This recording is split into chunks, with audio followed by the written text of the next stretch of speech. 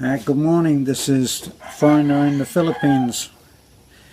I'll repeat that, a foreigner in the Philippines, because it's me and the chickens, and the chickens are here to stay, so I guess I'll have to repeat myself if I think you haven't heard it.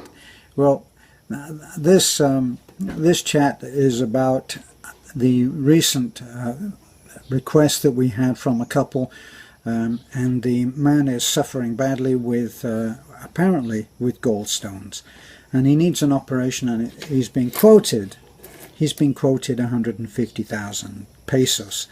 Well, we haven't done any investigation at all. What happened in the video that you saw was completely spontaneous. The couple arrived at the church. They live fairly close to the church, at the back of the church, so they know about what we've been doing, about how we've been helping.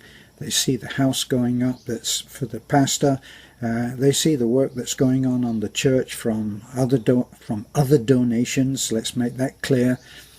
And they're hoping that they'll be able to get some help. Now, as I say, we haven't done any investigation at all, so who knows? But they did come with a note from the hospital. They have done something about it themselves.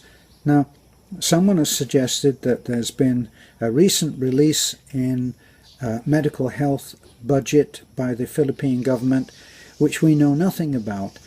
But as you will have seen in other videos, before we do anything, we get the person who is involved registered with PhilHealth, and that is the government supported health insurance. It's very cheap for people, and usually for very little we can get them on that, and they'll even work with you and backdate it.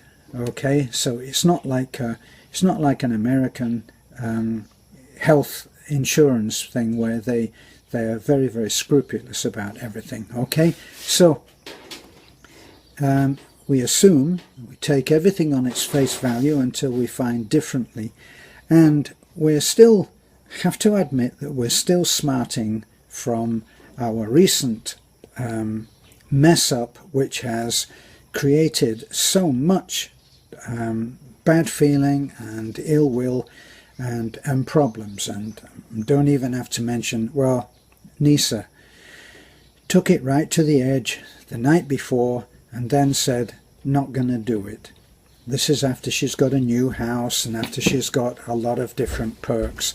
A lot of people putting their faith in getting that woman back into a healthy lifestyle, and that didn't happen.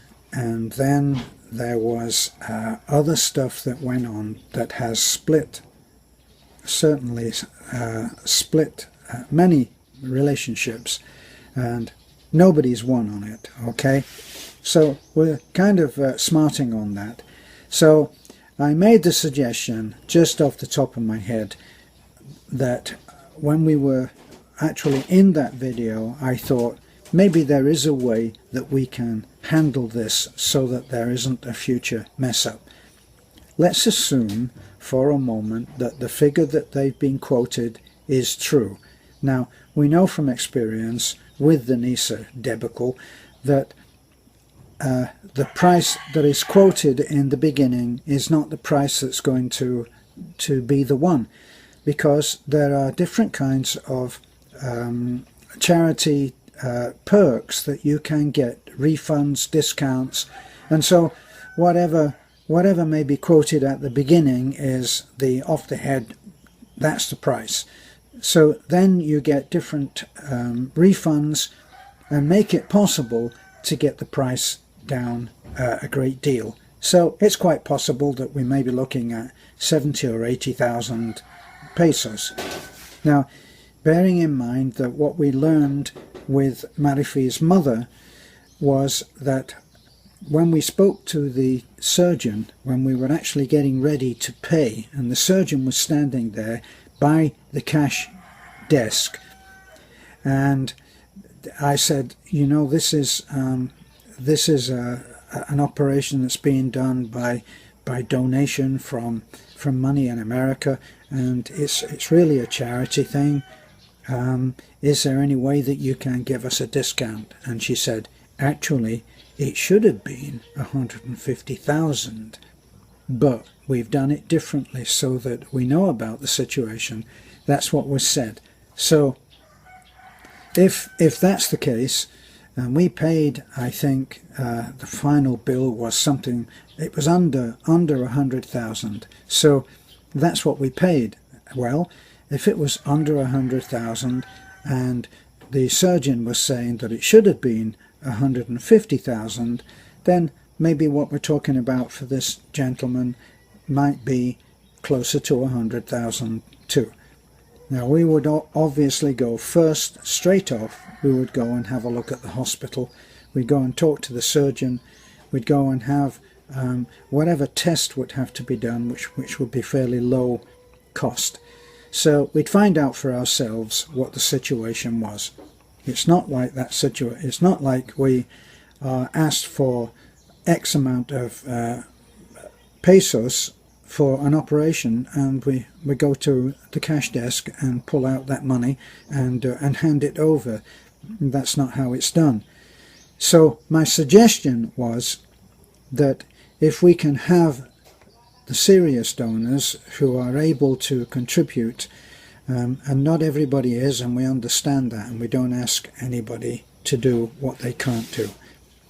But if it's possible that somebody out there can help, and we deem that this is a genuine request and that the operation is there, and I ask the question, is this man, are you committed to having this done? And he said absolutely, and the whole family was at the back of him.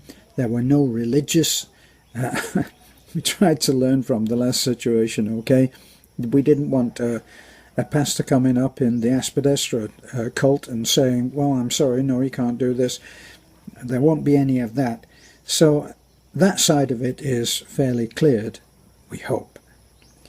Now the other side would be in finding out what we can get the operation done for, and then what will be the discounts that we can have.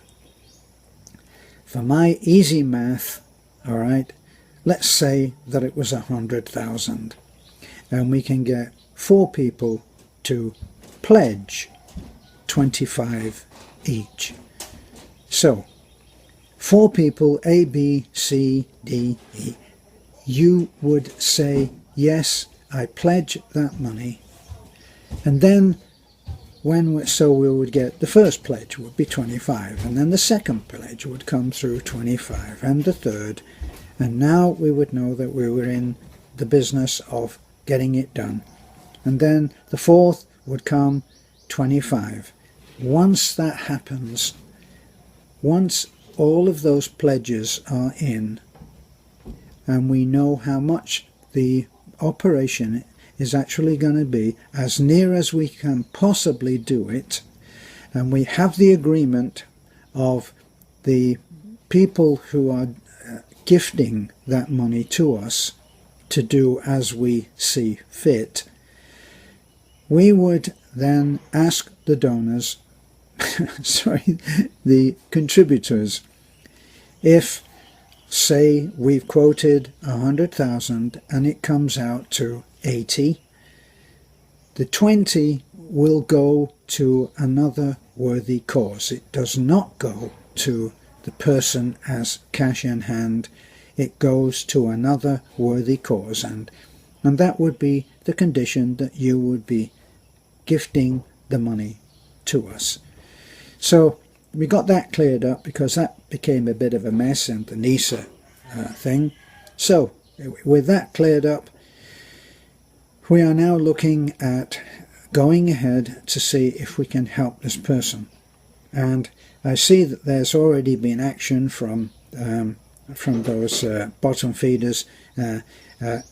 Actually, strangely, I don't actually see those comments. But what I see is, I see that our other sane people, the ones that are actually thinking, attacking these trolls and saying, look, if you can't think of anything good to say, just get off the channel, for which we thank you. But I haven't actually seen those bad comments, and I'm in mystery as to why. But I can see that there are people who have seen them and have responded and reacted to them. So thank you for that support. It means so much to us. So we'll let you know what is going to happen with these people. I had a heavy heart when I watched them walk away. They never looked back, and they left that little seated area by the church after they'd asked for the help. And maybe I didn't have such a greatly optimistic face on me, and they consider that because I'm the foreigner, I'm the one that's going to say yes or no. And we're not going to be easily able to explain that to them. But we tried. Okay, so as I say, I had a heavy heart when I watched them walk away. I hope that we'll be able to help them. Got to admit that when Beth told me about this, I said, we can't do it. No one will help.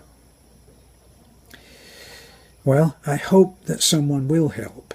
I hope in all of these situations, it's much more difficult for us here, because we are here, we are the face that they talk to. Like the little girl that we went round on that trip on my Sunday morning driving job, that I go around. I went round to the house of the 3 little girls, and I saw that little girl with her toes going black. I'm not into the medical thing, but if the toes are black after a week of that injury, I know that we got to move in there and do something. And that's what we did. So we can't rely, say, on that kid getting cleaned up and treated, because it took 3 of us to hold the child down so that the nurse could come in and clean the toes, could clean the injury, which was really painful for that little girl. And it took all my strength to hold her, and Beth and the mum held her leg. Boy, she put up quite a fight because she was in pain. So now we'll have to go around and we'll have to make sure that the clean-up work is being done, that it's not just being left. We bought all of the medication, we got her tetanus jabs, we did all that we had to do, and hopefully everything is going to be fine. She had her ice cream, which she didn't have any trouble eating the ice cream after she stopped crying, and as soon as she saw the ice cream, she stopped crying fairly quickly. Okay, so that was all good. So I hope the thing with the couple at the church, I hope that has cleared up some of the issues, some of our intentions, some of our plans to make it go right, to learn from our recent situation, and we'll make it go right.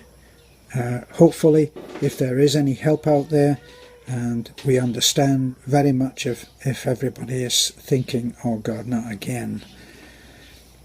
We hope that's not the case, because we're here, we saw the person, we saw the notes that they had from the hospital, we saw what we think is bona fide proof, authentic, and we'll check up, we'll make sure that it's right, and we'll make sure, well, we'll be taking him to hospital, believe me. That's about all. Thanks again for listening. Sorry it's a bit serious again, but sometimes life is like that. This is a foreigner in the Philippines. Thank you.